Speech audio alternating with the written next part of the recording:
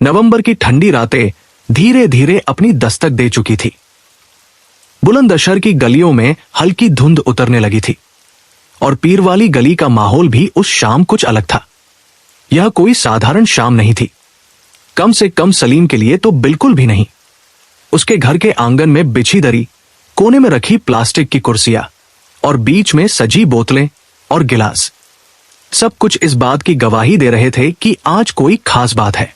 लेकिन इस खास के पीछे जो सच्चाई छिपी थी वो आने वाले दिनों में एक भयावह कहानी बनने वाली थी।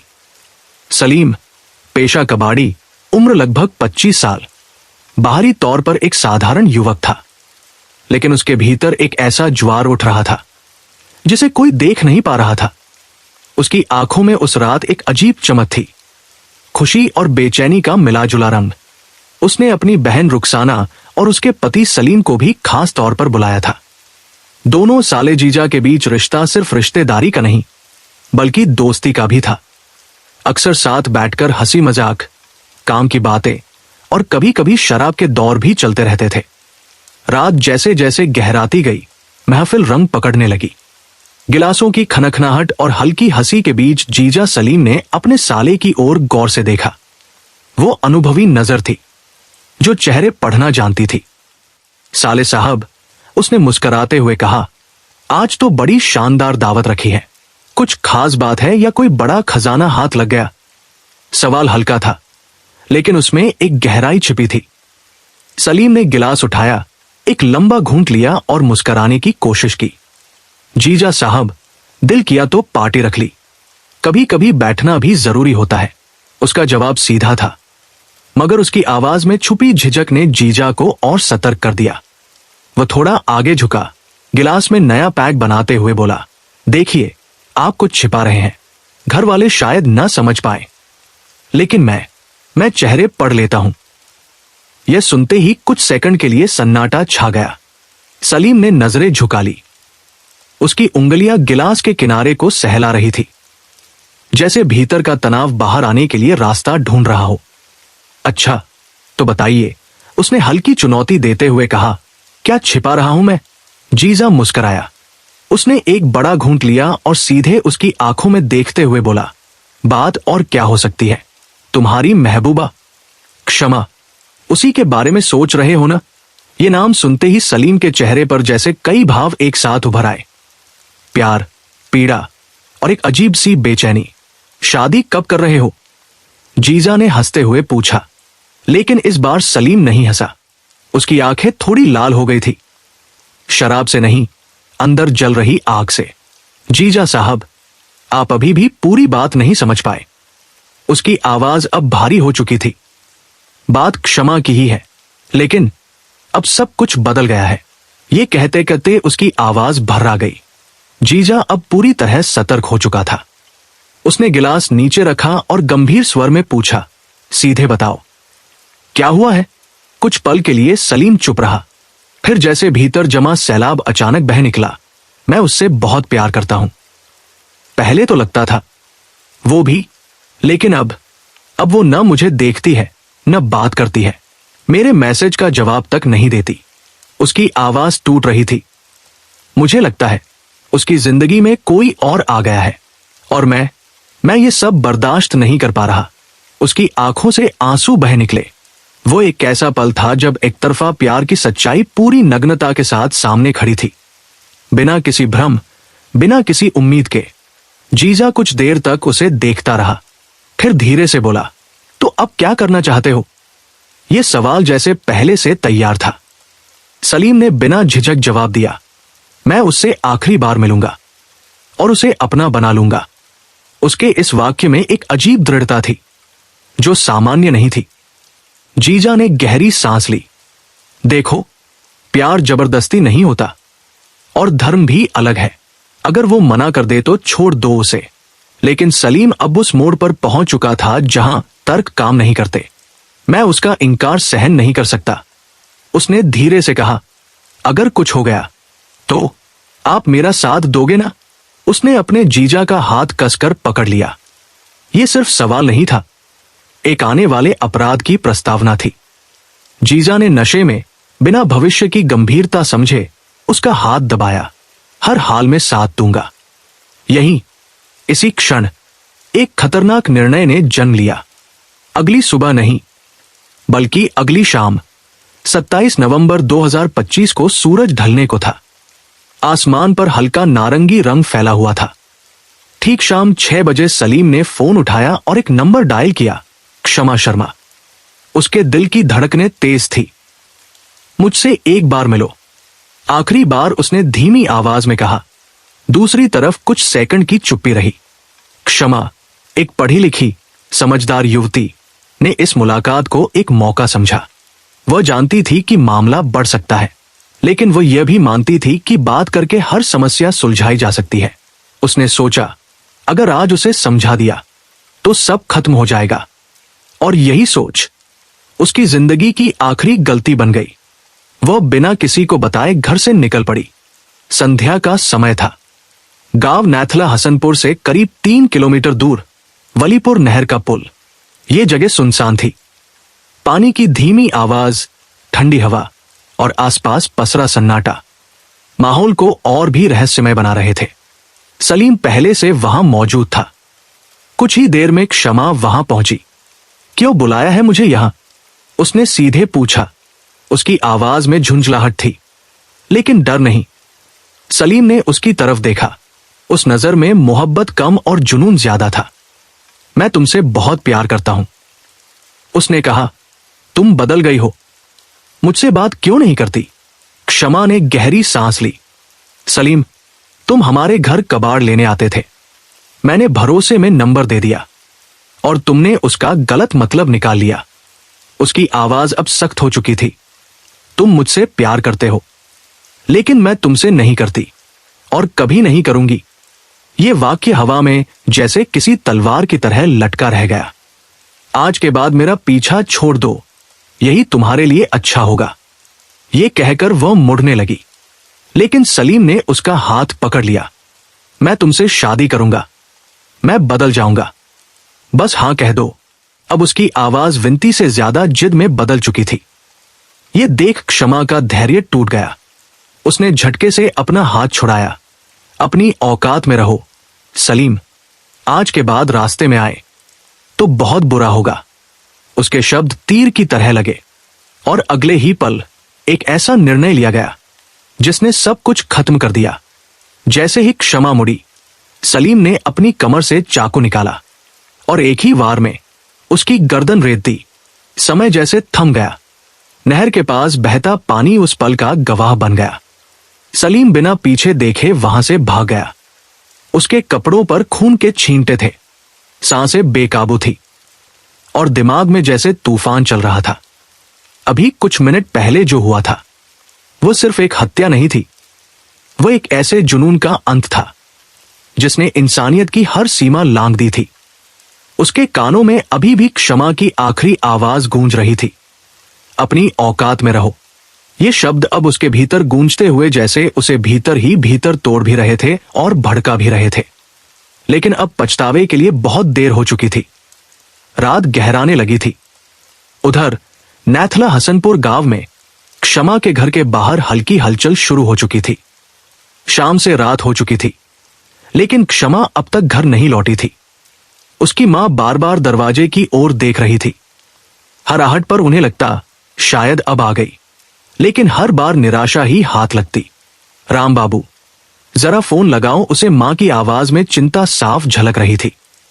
राम बाबू शर्मा, क्षमा का बड़ा भाई, ने तुरंत फोन निकाला और बहन का नंबर डायल किया। Phone switch off. 1 बार, 2 बार, 3 बार, हर बार वही नतीजा। अब घर का माहौल बदलने लगा था। चिंता धीरे धीरे डर में बदल रही थी। कहां गई होगी? बिना बताए किसके साथ गई होगी? कहीं कुछ गलत तो नहीं हो गया? सवाल हवा में तैरने लगे थे, लेकिन जवाब किसी के पास नहीं था। रामबाबू ने तुरंत अपने कुछ दोस्तों को फोन किया। जरा देखो, कहीं आसपास तो नहीं है। कुछ ही देर में गांव के 2-4 लड़के मोटरसाइकिल लेकर निकल पड़े। रात के 10 बज चुके थे। अब तक कोई खबर नहीं। घर में अब सन्नाटा नहीं, बल्कि बेचैनी थी। एक ऐसी बेचैनी जो हर मिनट के साथ बढ़ती जा रही थी। राम बाबू ने इस बार निर्णय लिया, अब थाने चलते हैं। और उसी रात बुलंदशहर के चोला थाने में एक गुमशुदगी दर्ज कराई गई। नाम क्षमा शर्मा, उम्र लगभग 22 वर्ष, स्थान नैथला हसनपुर। ये एक साधारण गुमशुदगी नहीं थी, ये एक ऐसी कहानी की शुरुआत थी जो पूरे इलाके को हिला देने वाली थी।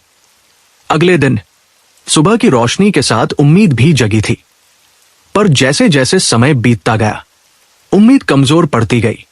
परिवार ने हर संभव जगह तलाश शुरू कर दी, रिश्तेदारों के घर, सहेलियों के घर, पास के गांव, यहां तक कि आसपास के अस्पताल भी। हर जगह वही जवाब, नहीं, यहां नहीं आई। क्षमा का फोन अब भी बंद था। हर कॉल, हर कोशिश एक खालीपन में जा रही थी। मां की आंखें रो रो कर सूज चुकी थी। पिता खामोश बैठे थे, जैसे अंदर ही अंदर टूट चुके हों। और राम बाबू, वो खुद को संभालने की कोशिश कर रहा था, लेकिन उसके भीतर एक डर जड़े जमा चुका था। कुछ बहुत गलत हुआ है। इधर पुलिस भी हरकत में आ चुकी थी। गुमशुदगी दर्ज होने के बाद पुलिस ने आसपास के इलाकों में सूचना भेज दी थी, लेकिन अभी तक कोई ठोस सुराग हाथ नहीं लगा था। दिन बीतते जा रहे थे और हर बीतते दिन के साथ उम्मीद और भी धुंधली होती जा रही थी। 1 दिसंबर 2025 की सुबह को बुलंदशहर शहर में हल्की ठंड थी। लोग अपने अपने काम पर निकल रहे थे। इसी बीच एक आदमी रोज की तरह मॉर्निंग वॉक के लिए वलीपुरा नहर के पास पहुंचा। नहर का पानी शांत था, लेकिन उस दिन उस पानी में कुछ अलग था। उस आदमी की नजर अचानक ठिठक गई। पानी के बीचों बीच कुछ तैर रहा था। पहले उसे लगा कोई कपड़ा होगा, लेकिन जब उसने ध्यान से देखा, उसका दिल जैसे थम गया। वो एक शव था, एक युवती का शव। उसका शरीर पानी में आधा डूबा हुआ था, बाल बिखरे हुए, कपड़े भीगे हुए। उस आदमी के पैरों तले जमीन खिसक गई। उसने तुरंत फोन निकाला। कोतवाल साहब, यहां नहर में एक लाश तैर रही है। कुछ ही देर में कोतवाली नगर के प्रभारी धर्मेंद्र सिंह राठौर अपनी टीम के साथ मौके पर पहुंच गए। नहर के किनारे भीड़ जमा होने लगी थी। हर कोई दूर खड़ा होकर उस भयावह दृश्य को देख रहा था। पुलिस ने तुरंत शव को बाहर निकलवाया। जैसे ही शव किनारे लाया गया, मौजूद लोगों की सांसें थम गई। वह एक युवती थी, उम्र करीब 20 से 25 साल। उसने बैंगनी रंग की हुडी पहन रखी थी, फिरोजी रंग का कुर्ता और सलवार और हल्के बैंगनी जूते। बाएं हाथ में कलावा, दाहिने हाथ में सफेद चूड़िया। लेकिन सबसे भयावह था उसका गला, जो बेरहमी से काटा गया था। यह कोई हादसा नहीं था, यह एक साफ साफ हत्या थी। धर्मेंद्र सिंह राठौर ने गंभीरता से पूरे मामले का जायजा लिया। पहचान कराओ, उन्होंने आसपास खड़े लोगों से कहा, लेकिन वहां मौजूद कोई भी उस युवती को पहचान नहीं पाया। अब यह मामला और गंभीर हो चुका था। पोस्टमार्टम के लिए शव को भेजने के बाद कोतवाली नगर पुलिस ने उसके हुलिये और कपड़ों के आधार पर आसपास के सभी थानों में सूचना भेज दी थी। हर थाने को अलर्ट कर दिया गया था कि अगर कहीं किसी युवती की गुमशुदगी दर्ज है तो तुरंत इस शव से मिलान कराया जाए। उसी दौरान ये सूचना चोला थाने भी पहुंची, जहां कुछ दिन पहले ही एक युवती की गुमशुदगी दर्ज हुई थी। इंस्पेक्टर बलराम सिंह सेंगर ने जैसे ही फोटो देखी, उनके चेहरे पर गंभीरता उतर आई। उन्होंने तुरंत क्षमा शर्मा के परिवार को थाने बुलाने का फैसला किया। जब रामबाबू शर्मा अपने परिवार के कुछ सदस्यों के साथ थाने पहुंचे, तब तक किसी को यह अंदाजा नहीं था कि उन्हें किस सच्चाई से गुजरना पड़ेगा। थाने का माहौल सामान्य था, लेकिन इंस्पेक्टर के चेहरे की सख्ती और चुप्पी बहुत कुछ कह रही थी। पहले आप ये फोटो देखिए, इंस्पेक्टर ने धीरे से कहा और मोबाइल उनकी ओर बढ़ा दिया। रामबाबू ने जैसे ही फोटो देखा, उसकी उंगलियां कांपने लगी। आंखें कुछ पल के लिए जमी रहीं, फिर अचानक उनमें आंसू भर आए। ये मेरी बहन है, ये क्षमा है, उसकी आवाज भर्रा गई। उसके साथ खड़ी मां ने जैसे ही फोटो पर नजर डाली, वो वहीं जमीन पर बैठ गई। एक दिल दहला देने वाली चीख पूरे थाने में गूंज उठी। उस चीख में दर्द था, असहायता थी और एक ऐसी सच्चाई का सामना करने की मजबूरी थी जिसे कोई भी स्वीकार नहीं करना चाहता। अब सब कुछ साफ हो चुका था। जिस बेटी को वे जिंदा ढूंढ रहे थे वो अब एक लाश बन चुकी थी। 2 दिसंबर 2025 का दिन, जब चोला थाने की पुलिस क्षमा का शव लेकर गांव नैथला हसनपुर पहुंची, तब वहां का माहौल पूरी तरह बदल चुका था। गांव के लोग बड़ी संख्या में इकट्ठा हो चुके थे। हर चेहरे पर गुस्सा था, हर आंख में आंसू। जैसे ही शव गांव में पहुंचा, परिवार और ग्रामीणों ने उसे लेने से साफ इनकार कर दिया। पहले हत्यारों को गिरफ्तार करो। भीड़ में से आवाज उठी, हमें न्याय चाहिए। दूसरी आवाज गूंजी। देखते ही देखते पूरा माहौल तनावपूर्ण हो गया। लोग नारे लगाने लगे। पुलिस प्रशासन के खिलाफ आक्रोश बढ़ने लगा। यह सिर्फ एक हत्या का मामला नहीं था, बल्कि अब यह दो समुदायों के बीच संवेदनशील मुद्दा बन चुका था। स्थिति को संभालने के लिए सीओ सिकंदराबाद भास्कर कुमार मिश्रा मौके पर पहुंचे। उन्होंने ग्रामीणों और परिवार के लोगों से बातचीत शुरू की। आपको न्याय मिलेगा, हर हाल में मिलेगा, उन्होंने भरोसा दिलाया। काफी समझाने के बाद और सख्त कार्रवाई के आश्वासन पर परिवार ने आखिरकार शव को स्वीकार किया। लेकिन उस समय तक गांव का माहौल पूरी तरह तनाव में डूब चुका था। पुलिस ने तुरंत एहतियात के तौर पर गांव में अतिरिक्त बल तैनात कर दिया। हर गली में पुलिस की मौजूदगी थी। अधिकारी लगातार लोगों से शांति बनाए रखने की अपील कर रहे थे। उसी दिन रामबाबू शर्मा ने एक लिखित तहरीर चोला थाने में दी। इस तहरीर में उन्होंने सीधे तौर पर आरोप लगाया कि सलीम कबाड़ी, जो उनके घर कबाड़ खरीदने आता था, उसी ने अपने परिवार के साथ मिलकर उनकी बहन की सुनियोजित हत्या की है। यह आरोप अब इस केस को एक नई दिशा देने वाला था। तहरीर मिलते ही पुलिस ने सलीम कबाड़ी और उसके परिजनों के खिलाफ मामला दर्ज कर लिया। अब यह सिर्फ एक गुमशुदगी या अज्ञात शव का मामला नहीं रहा था, बल्कि एक स्पष्ट हत्या और साजिश का केस बन चुका था। पुलिस की टीमें तुरंत सक्रिय हो गई। सलीम की तलाश शुरू हो गई। उसके संभावित ठिकानों पर दबिश दी जाने लगी। मुखबिरों को भी सक्रिय कर दिया गया। 3 दिसंबर 2025 की रात, जब ठंडी हवा पूरे इलाके में फैल रही थी, पुलिस को एक अहम सूचना मिली। मुखबिर ने बताया कि सलीम चोला चौराहे के आसपास देखा गया है। पुलिस टीम बिना देर किए वहां पहुंच गई। घेराबंदी की गई और आखिरकार सलीम को पकड़ लिया गया। गिरफ्तारी के समय सलीम के चेहरे पर घबराहट साफ नजर आ रही थी, लेकिन उसने खुद को संभालने की कोशिश की। उसे तुरंत थाने लाया गया और पूछताछ शुरू हुई। शुरुआत में वह टालमटोल करता रहा, लेकिन जब पुलिस ने सख्ती दिखाई तो उसका आत्मविश्वास टूटने लगा। मैं बताता हूं, उसने धीरे से कहा। पूछताछ के दौरान उसने कबूल किया कि उसने हत्या में इस्तेमाल किया गया चाकू एक जगह छिपा रखा है। पुलिस ने तुरंत उसे साथ लिया और उस स्थान की ओर रवाना हो गई। रात का समय था। चारों ओर सन्नाटा पसरा हुआ था। पुलिस की गाड़ी एक सुनसान जगह पर रुकी। यही है, सलीम ने इशारा किया। जैसे ही वह आगे बढ़ा, उसने जमीन से कुछ निकालने के बहाने अचानक एक तमंचा निकाल लिया।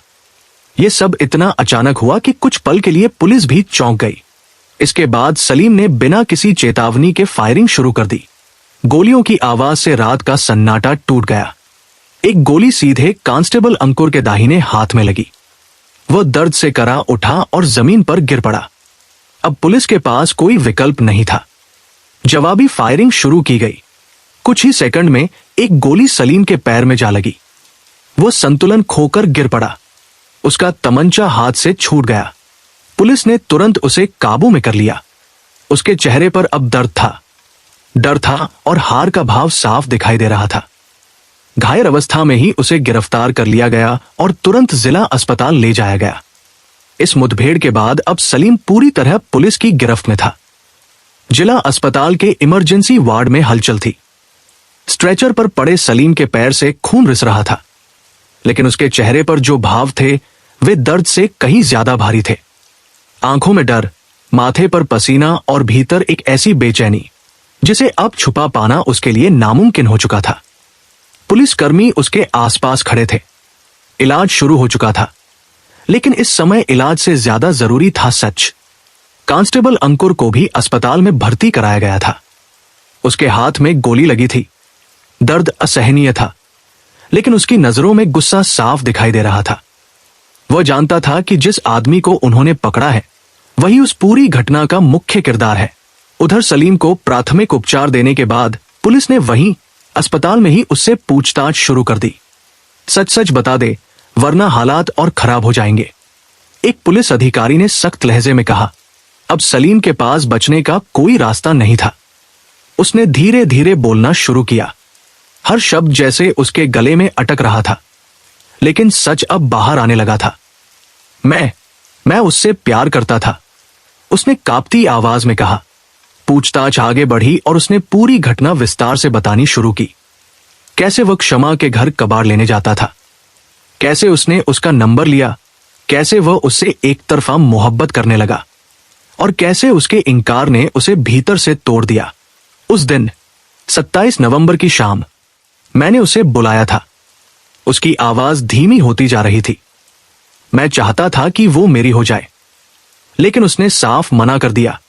और जब वो जाने लगी तो मुझसे रहा नहीं गया। कमरे में कुछ पल के लिए खामोशी छा गई।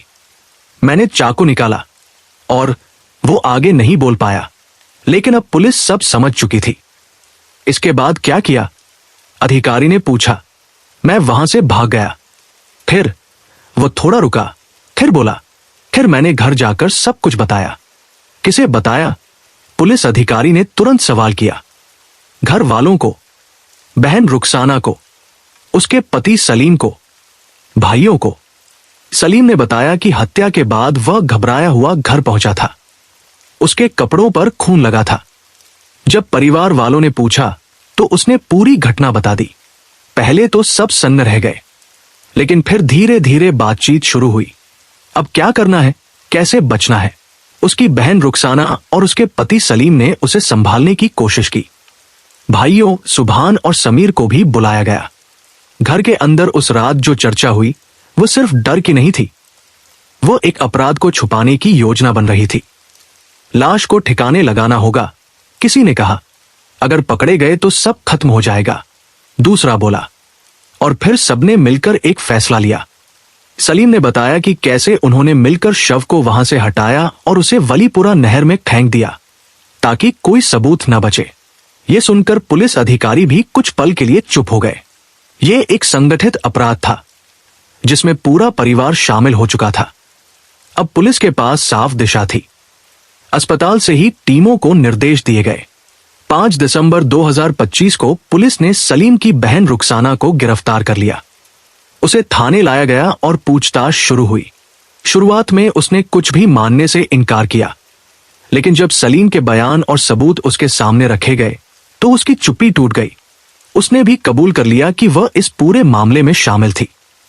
इसके बाद 6 दिसंबर 2025 को पुलिस को एक और सूचना मिली। सुभान और समीर वलीपुरा नहर से गंगेरुआ जाने वाले रास्ते पर देखे गए हैं। पुलिस ने तुरंत घेराबंदी की और दोनों को गिरफ्तार कर लिया। पूछताछ में दोनों ने भी अपनी भूमिका स्वीकार कर ली। अब इस केस के 4 आरोपी पुलिस की गिरफ्त में थे, सलीम, रुखसाना, सुभान और समीर। लेकिन एक नाम अभी भी बाकी था, रुखसाना का पति सलीम, जो हापुड़ का रहने वाला था। वो फरार था। पुलिस ने उसकी तलाश में कई टीमें लगा दी। उसके संभावित ठिकानों पर दबिश दी जाने लगी। इधर केस की गंभीरता को देखते हुए पुलिस ने सभी आरोपियों के खिलाफ कड़ी धाराओं में मुकदमा दर्ज किया। यह मामला अब सिर्फ हत्या नहीं, बल्कि साजिश, सबूत मिटाने और अवैध हथियार रखने जैसे कई गंभीर अपराधों में बदल चुका था। गांव और आसपास के इलाकों में अब भी तनाव बना हुआ था।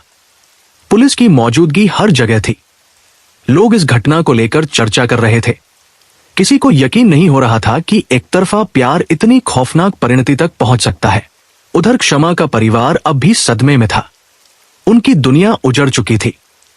एक बहन, एक बेटी, जिसे उन्होंने हमेशा सुरक्षित समझा, वो अब इस दुनिया में नहीं थी। 10 दिसंबर 2025 का दिन आया। सुबह का समय था। बुलंदशहर कलेक्ट्रेट के पास सामान्य चहल पहल थी। लोग अपने अपने कामों में व्यस्त थे, लेकिन पुलिस की नजरें किसी और को तलाश रही थी।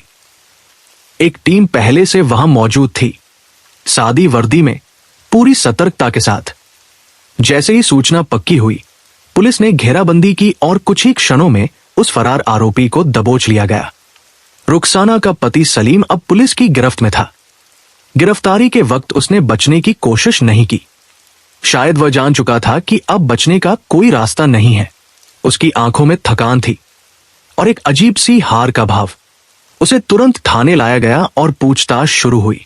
शुरुआत में वह चुप रहा, लेकिन जैसे जैसे पुलिस ने बाकी आरोपियों के बयान उसके सामने रखे, उसकी चुप्पी टूट गई। उसने भी स्वीकार किया कि वह इस पूरे मामले में शामिल था। उसने माना कि हत्या के बाद सलीम कबाड़ी ने जब घर आकर सब कुछ बताया तो उसने भी बाकी लोगों के साथ मिलकर शव को ठिकाने लगाने में मदद की थी। अब इस केस की पूरी कड़ी जुड़ चुकी थी। एक तरफा प्यार से शुरू हुई कहानी अब एक संगठित अपराध के रूप में सामने आ चुकी थी, जिसमें एक पूरा परिवार शामिल हो गया था। पुलिस ने सभी आरोपियों को न्यायिक हिरासत में भेज दिया। उनके खिलाफ भारतीय न्याय संहिता की गंभीर धाराओं में मुकदमा दर्ज किया गया। केस अब अदालत की ओर बढ़ चुका था, जहां कानून तय करेगा कि इस अपराध की क्या सजा होगी। लेकिन इस कहानी का अंत सिर्फ गिरफ्तारी से नहीं हुआ था। इसके पीछे कई सवाल बाकी रह गए थे। ऐसे सवाल जो सिर्फ इस केस तक सीमित नहीं थे, बल्कि समाज की सोच और व्यवस्था दोनों को कटघरे में खड़ा कर रहे थे। राम बाबू शर्मा, जिसने अपनी बहन को खो दिया था, अब सिर्फ एक भाई नहीं था, वह न्याय की आवाज बन चुका था। उसकी आंखों में आंसू थे, लेकिन उनमें आग भी थी। उसने खुलकर पुलिस की कार्यप्रणाली पर सवाल उठाए। अगर उसी दिन सख्ती से पूछताछ की होती तो मेरी बहन आज जिंदा होती। उसका यह बयान पूरे मामले में एक नई परत जोड़ गया। जांच के दौरान यह बात सामने आई कि पहले भी सलीम से पूछताछ की गई थी, लेकिन उसे गंभीरता से नहीं लिया गया था। यह एक ऐसी चूक थी जिसने शायद एक जिंदगी की कीमत ले ली। इस लापरवाही को नजरअंदाज नहीं किया गया। वरिष्ठ पुलिस अधीक्षक ने तुरंत कार्रवाई करते हुए एसआई मोहम्मद असलम को निलंबित कर दिया। संदेश साफ था, गलती चाहे किसी की भी हो, उसकी जवाबदेही तय होगी। गांव में धीरे धीरे सामान्य स्थिति लौटने लगी, लेकिन जो हुआ था उसकी छाया हर दिल में रह गई। क्षमा का घर अब पहले जैसा नहीं था। वो कमरा जहां वो हंसती थी, वो आंगन जहां उसकी आवाज गूंजती थी, अब वहां सिर्फ खामोशी थी। उसकी मां अक्सर दरवाजे की ओर देखती, जैसे अभी वो अंदर आएगी। पिता चुपचाप बैठे रहते, जैसे शब्दों ने उनका साथ छोड़ दिया हो। और राम बाबू, वो हर दिन एक ही बात सोचता, काश उस दिन। लेकिन कुछ काश कभी पूरे नहीं होते। इस पूरे मामले ने एक और सच्चाई को उजागर किया। एक तरफा प्यार अगर जुनून में बदल जाए तो वह सिर्फ एक भावना नहीं रहता, वो एक खतरा बन जाता है। सलीम का प्यार कभी प्यार था ही नहीं, वो एक जिद थी, एक अधिकार जताने की कोशिश, जिसमें उसने ये मान लिया था कि अगर वह किसी को चाहता है तो उसे पाने का हक भी उसी का है। और जब ये हक उसे नहीं मिला तो उसने उसे खत्म कर दिया। ये सिर्फ एक हत्या नहीं थी, ये सोच की हार थी। समाज के लिए ये घटना एक चेतावनी थी। प्यार, सम्मान और सहमति, ये तीनों साथ हों तभी रिश्ता बनता है। जहां एक भी चीज की कमी हो, वहां सिर्फ भ्रम होता है, और कभी कभी वही भ्रम एक त्रासदी बन जाता है। कानून अब अपना काम करेगा। अदालत में गवाहियां होंगी, सबूत पेश किए जाएंगे और आखिरकार सजा तय होगी। लेकिन एक सवाल हमेशा जिंदा रहेगा, क्या इस तरह की घटनाओं को रोका जा सकता था? शायद हाँ, अगर समय रहते संकेतों को समझा जाता, अगर जुनून को नजरअंदाज नहीं किया जाता, अगर एक लड़की की ना को ना ही समझा जाता, तो शायद आज एक जिंदगी बच सकती थी। वलीपुरा नहर अब भी बह रही है, पानी वैसा ही है, हवा वैसी ही है, लेकिन उस जगह की खामोशी अब भी उस रात की कहानी कहती है। एक ऐसी कहानी जहां प्यार नहीं बल्कि जुनून जीता और इंसानियत हार गई। दोस्तों, अगर आपको आज की ये कहानी पसंद आई हो तो वीडियो को लाइक करें, चैनल को सब्सक्राइब करें और बेल आइकन जरूर दबाएं, ताकि आगे भी ऐसी ही सच्ची क्राइम की कहानियां आप तक सबसे पहले पहुंचती रहें। मिलते हैं अगली कहानी में, तब तक के लिए नमस्कार।